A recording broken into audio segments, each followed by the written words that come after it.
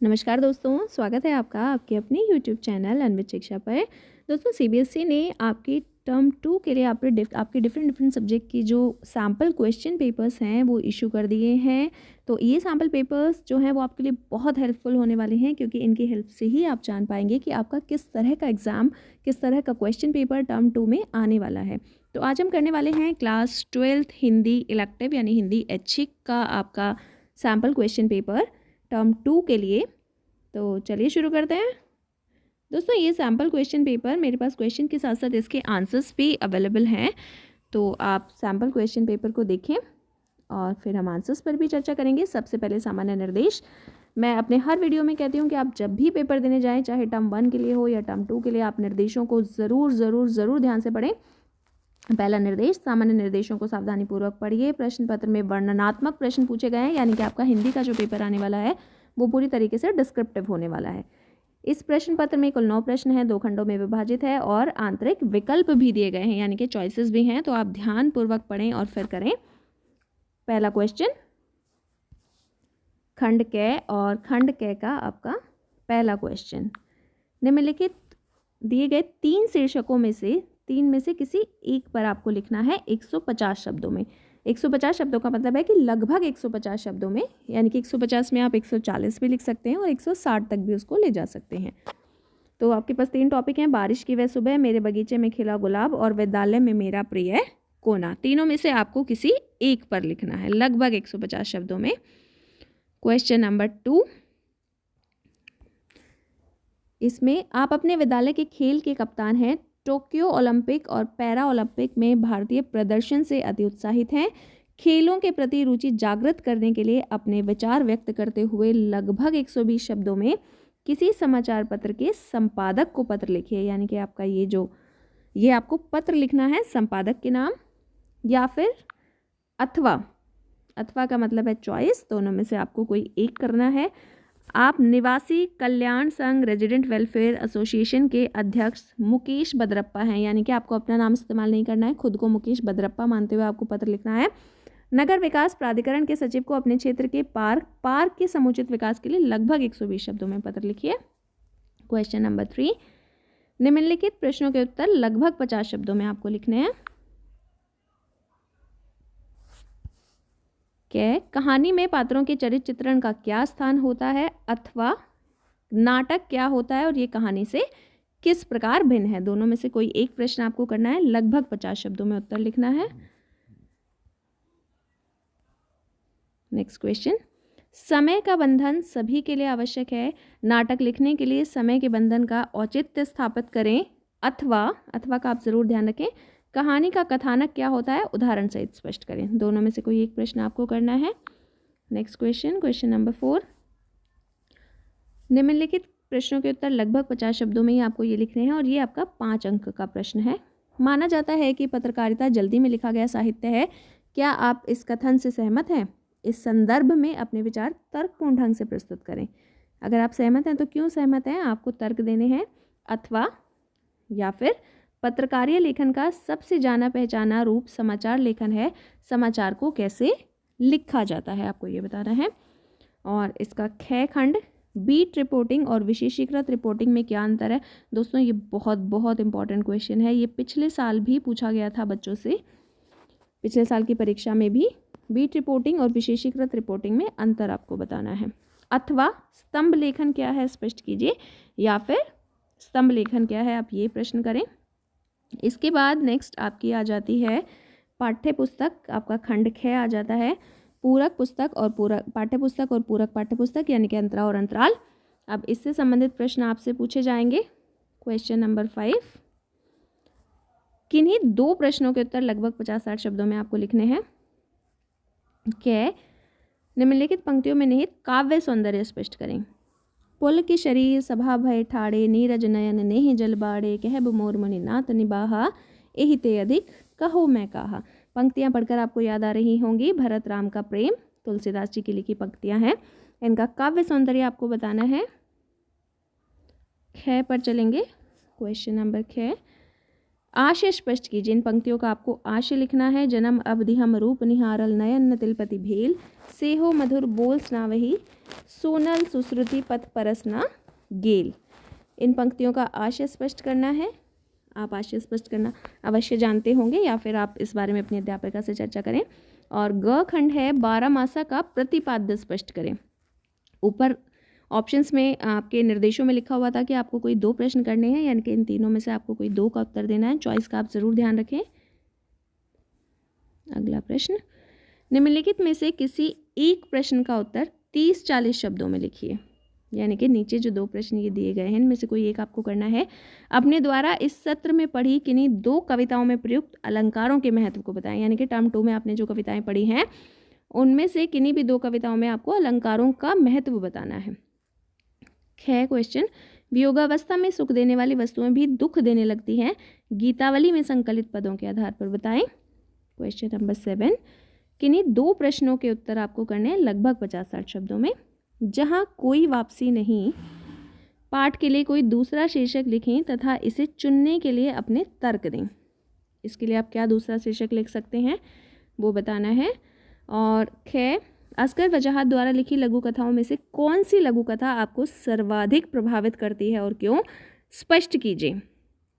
Right, जो 4 लघु कथाएं हैं, शेर, पहचान, 4 हाथ और साझा, उनमें से आपको कौन सी सबसे बढ़िया लगती है, कौन सी सबसे ज़्यादा प्रभावित करती है और क्यों करती है, ये आपको बताना है अपने पॉइंट्स। पारो और संभव में से आप किसके प्रति अधिक सहानुभूति रखते हैं और क्यों। दूसरा देवदास, ममता कालिया जी का लिखा हुआ। पाठ के आधार पर उस पात्र की मनः स्थिति का वर्णन करें। नेक्स्ट क्वेश्चन, क्वेश्चन नंबर 8, निम्नलिखित में से किसी एक प्रश्न का उत्तर एक करना है आपको, कोई 30 से 40 शब्दों में। व्यापार यहाँ भी था। दूसरा देवदास पाठ के आधार पर कथन का आशय स्पष्ट करें। और औद्योगिकरण ने पर्यावरण को कैसे प्रभावित किया है, जहाँ कोई वापसी नहीं, निर्मल वर्मा जी, पाठ के आधार पर बताएं। राइट, किस तरह से औद्योगिकरण से क्या नुकसान हुआ है हमारे पर्यावरण को, वो सब आपको लिखना है। क्वेश्चन नंबर 9, किन्हीं 2 प्रश्नों के उत्तर लगभग 30-40 शब्दों में लिखें। देख लेते हैं कौन से 2 प्रश्न हैं। लेखक बिस्नात ने किन आधारों पर अपनी माँ की तुलना बत्तख से की है। अगला क्वेश्चन, 56 के काल ने देश भर में हाय हाय मचाई हो, लेकिन मालवा में लोग न प्यासे मरे न भूखे, क्योंकि उनमें पहले के साल खूब पानी था और बाद के साल में भी अपनी नदी नाले तालाब संभाल के रखो तो दुष्काल का समय मज़े में निकल जाता है। लेकिन हम जिसे औद्योगिक विकास की सभ्यता कहते हैं वह उजाड़ की सभ्यता है। लेखक को क्यों लगता है कि हम जिसे विकास की औद्योगिक सभ्यता कहते हैं वह उजाड़ की अब सभ्यता है, आप क्या मानते हैं, कथन के आलोक में अपने विचार व्यक्त करें। ये आपका लिया गया है अपना मालवा खाओ उजाड़ू सभ्यता से, लेखक प्रभाष जोशी जी। तो दोस्तों बेसिकली इसमें अगर आप क्वेश्चन को समझेंगे तो इसमें आपको वो नेगेटिव इफ़ेक्ट्स बताने हैं जो औद्योगिकरण के कारण जिसकी वजह से हमारा पर्यावरण प्रभावित हुआ है, वो नेगेटिव इम्पैक्ट बताने हैं। नेक्स्ट क्वेश्चन, शरद में ही हर श्रृंगार फूलता है, पितृपक्ष में मालिन दाएं घर के दरवाजे पर हर श्रृंगार की राशि रख जाती थी तो खड़ी बोली हुई, गांव की बोली में कुरई जात रही, बहुत ढेर सारे फूल मानो इकट्ठे ही अनायास उनसे गिर पड़ते थे। कुरई देना है तो सकर्मक, लेकिन सहजता अकर्मक की है। उपयुक्त पंक्तियाँ किसकी आत्मकथा का वर्णन कर रही हैं और इस कथा के केंद्र में क्या है। अगर आपको ये पंक्तियाँ पढ़कर याद आ रहा होगा तो ये आपका है बिस्कोहर की माटी, विश्वनाथ त्रिपाठी जी का, उनकी आत्मकथा नंगा तलई का गांव का एक अंश है ये, तो आप वर्णन कर देंगे। इसके अलावा दोस्तों ये तो हुआ आपका सैम्पल क्वेश्चन पेपर। इसके अलावा इसकी मेरे पास आंसर की भी है, आंसर की एज इन कि इन प्रश्नों के उत्तर भी हैं। तो चलिए अब हम वो भी देख लेते हैं। दोस्तों इसमें जो आंसर की है इसको मैं आपके लिए पढ़कर नहीं बताऊंगी, राइट, क्योंकि अगर मैं पढ़ूंगी तो डिस्टर्बेंस होगी। मेरी आपको सलाह है कि आप वो क्वेश्चन पेपर खुद हल करें और उसके बाद आप इन उत्तरों से उसको मिला लें। ठीक है, तो इसमें मैं आपके लिए पढ़ूंगी नहीं, मैं आपकी स्क्रीन पर सिर्फ आंसर्स दिखाऊंगी और आप इनको, आपने जो आंसर्स कॉपी में लिखे होंगे इस क्वेश्चन पेपर को आपने जहाँ हल किया होगा, आप उनके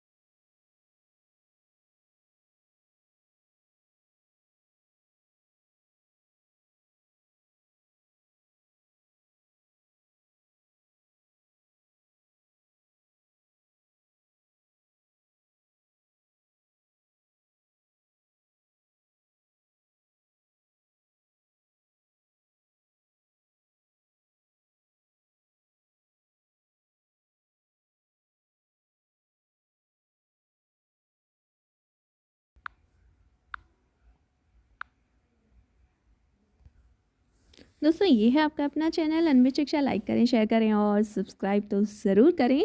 अगर आपको वीडियो पसंद आया है तो अपने दोस्तों के साथ, साथियों के साथ, क्लासमेट्स के साथ इसे ज़रूर शेयर करें। और साथ ही साथ अगर आपको अपने दूसरे सब्जेक्ट के लिए भी इस तरह के मॉडल टेस्ट पेपर चाहिए विद आंसर्स, उनके आंसर कीज़ के साथ, तो आप अन्वित शिक्षा को ज़रूर सब्सक्राइब करें, क्योंकि इस चैनल पर आपके लिए सभी तरह का स्टडी मटेरियल मौजूद है। और ना सिर्फ ये मॉडल टेस्ट पेपर बल्कि आपके आगे होने वाले क्वेश्चन पेपर्स, उनकी आंसर की, सीबीएसई से आने वाली अपडेट, आपकी दूसरे सब्जेक्ट की जो है वो प्रैक्टिस पेपर्स, तो इन सब को सबसे पहले हासिल करने के लिए आप अन्वित शिक्षा को ज़रूर सब्सक्राइब करें। थैंक